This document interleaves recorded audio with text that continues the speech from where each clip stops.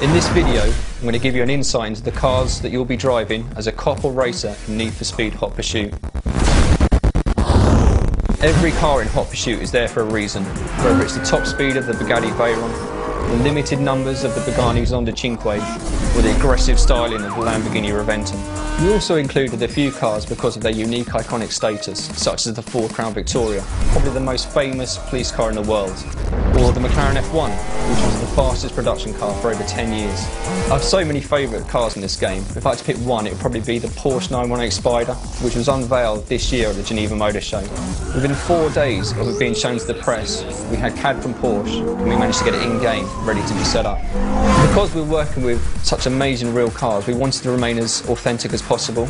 So as well as offering all of the colours these models come in, and having animated parts such as wings, air vents and air brakes, we modified our existing handling system to make use of real data from the manufacturers.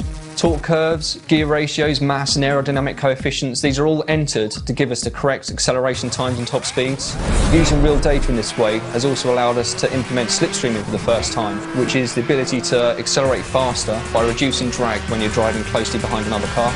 Anyone familiar with a Criterion driving game will recognise the high-speed drifting and the nitrous game mechanic, both of which are easy and intuitive to use, but when mastered will allow you to reach even faster times. Drift can now be triggered in 3 different ways: by blipping the throttle, by holding the brake, or tapping the e-brake. Selecting the most appropriate method is down to player choice as much as how tight the bend is in the car you're driving. To drift well, you're going to need to anticipate the bend coming up and hold as shallow a line as possible. We have a new nitrous system in Hot Pursuit with different types for cops and racers. Nitrous is very important for Hot Pursuit to ensure that the race chase gameplay is as fun and as balanced as possible. So the first stage of balancing the cars in Hot Pursuit was to break them down into 5 separate tiers. It wouldn't have been very much fun or realistic to have a player driving a Crown Victoria racing and busting another player in a Bugatti Veyron. The second stage of balancing was to tune the performance of the cop cars so they could catch the fastest race car in their tier. In a drag race without nitrous, the cop car will always win. The third and final stage of balancing was to give the ability for the racers to outrun the cops. By saving enough nitrous and using it in a large enough burst, they can exceed the manufacturer's top speed and leave the cops in their wake.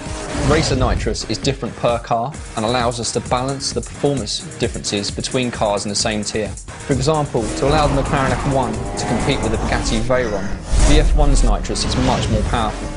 Cop nitrous is very different from racer nitrous in that it is much more powerful, but it's used much more quickly. The best way to use it is as a weapon, so timing your hits with a quick nitrous burst will allow you to cause much more damage. There's nothing more satisfying than busting a racer with a well-timed nitrous burst.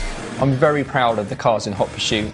They look and sound amazing, and our unique way of balancing the cars means that unlike other driving games, players can choose their favourite car and remain competitive.